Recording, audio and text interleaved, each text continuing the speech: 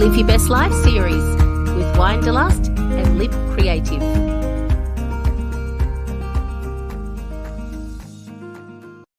Hi, I'm Jeanene from Winederlust. And I'm Lib from Lib Creative. And we met, it must have been close to 2 years ago now, Lib.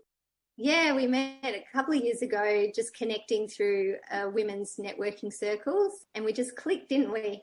Yeah, we did, because I think you had put a post up saying that you find it hard to do marketing, and I'd only just kicked off Winederlust, and I was in the same sort of boat. Yeah, so we had a lot of the same challenges in our businesses. Yeah, even though our businesses are really quite different. Yeah. Because I love putting on wine events, and now I've opened up into doing podcasts. And do you want to tell us a bit about what Lib Creative does? Yeah, so my business is graphic design and photography. I help small businesses with any of their sort of branding and advertising designs that they need to really look professional and advertise their business, and also do photography. So I can do business photography, and also I do family photography. And so we decided to put on some events of sort of things that we would like to attend.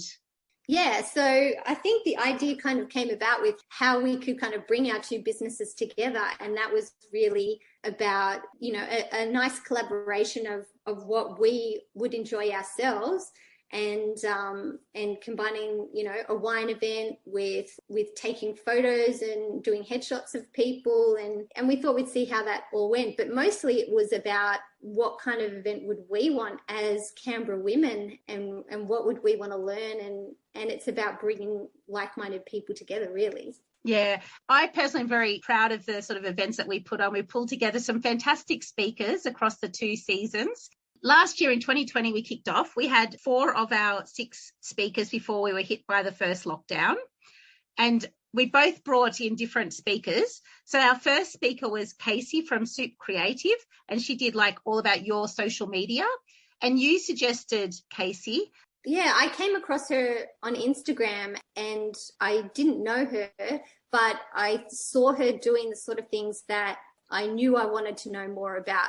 She was pretty much all over Instagram. And when I met up with her, she had a lot of really great tips and advice in that circle about how to engage with social media and to grow your audience. So that's why I thought she'd be a great person to just speak. And she really was wonderful. She was. Because I think she kind of made things simple and relatable to everybody that came, I think. Yeah, I agree. So second up, we had Bree from cnews, and she talked about, like, her theme was about your confidence. Again, you brought Bree on board. Yeah, so I know Bree because we both are from Queanbeyan, and I follow her on Instagram as well. And she's just a very outgoing, out there sort of woman who kind of exudes a lot of confidence on social media. And I was really interested to see how that kind of relates with her real life, and how much is just kind of, you know, what we perceive on Instagram versus how you really feel about yourself. But I photographed her for my personal photography project, which is called I Am Queanbeyan. And I spoke to her then about how she's passionate about empowering other women. And I could really see that was just who she was, and she's just had a great character. So I thought she'd be a great person to just talk, and could really relate to a lot of people, I think.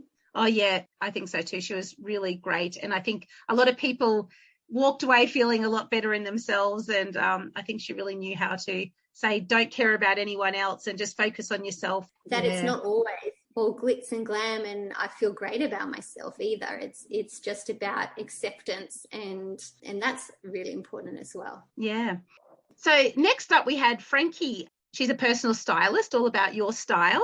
And so the reason I thought that would be a good one is because I'm in my 40s now, and I had a friend that's a little bit older, and she was talking about how our bodies change and what ways to still look really good, even though you might not be feeling as young and cool as you used to. And I loved that she had this fantastic picture on her website. She looked really cool. She also does some charity work around grade 12 formals. Very happy that she came along. I think I know one takeaway that you got that we've talked about before. Oh, really? Remind me, what was it? Something about leopard skin? Oh, yes.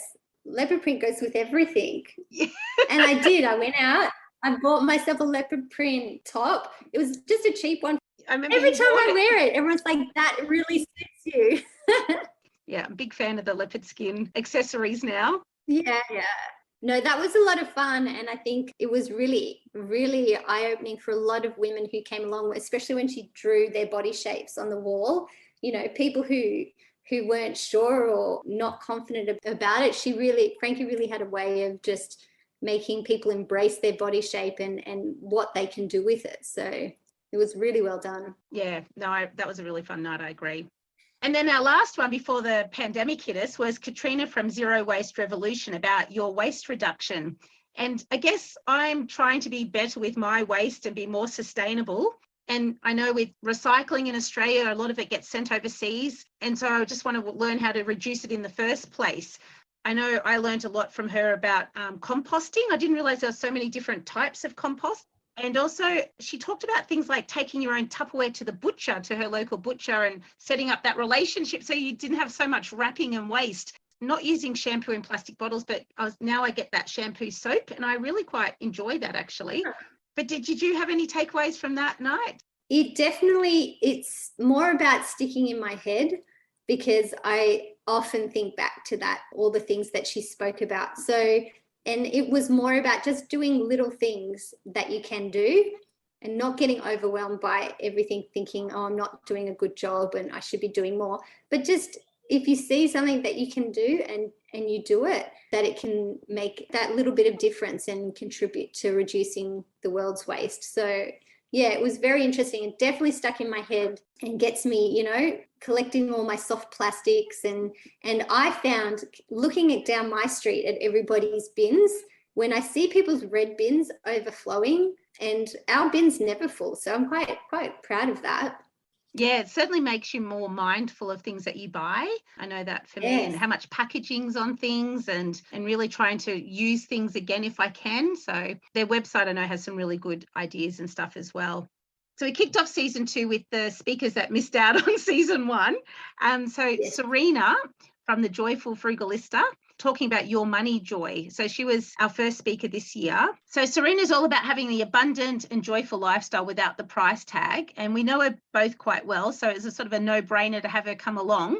What did you have any takeaways from this event, Lib? I love Serena's philosophy, and it's totally aligned with what I'm like. I'm all about saving money and not spending things unnecessary. However, I have a completely opposite husband, so at times it's quite difficult to work with. But I think just her small tips that you can just do for yourself, and being aware of what things cost as well. Like, I love her book because it has so many kind of easy kind of tips for reducing those sort of costs within your home. But I love the most about Serena is, she's all about sustainable fashion as well, with her joyful fashionista as well. And I love op shopping. So it totally tied in with our waste session as well, because it's all about consumerism and reducing those costs and the waste in the world when it comes to fashion. So that's what I really love. She's had a lot of clothes swap events that I've gone along to and picked up some really great pieces at. And just changing your mindset about you deserve to have some money as well, like thinking about your future with your wealth and things. So I really like that idea too. Being more financially independent, and that saving, you can also have money to spend as well. It's not just about having nothing. That whole philosophy about abundance and being happy and comfortable is so important as well when she speaks. The next episodes coming up will feature the live recordings of the other presenters. We hope you've enjoyed this overview. Hope you check out these fabulous women for some tips on living your best life too.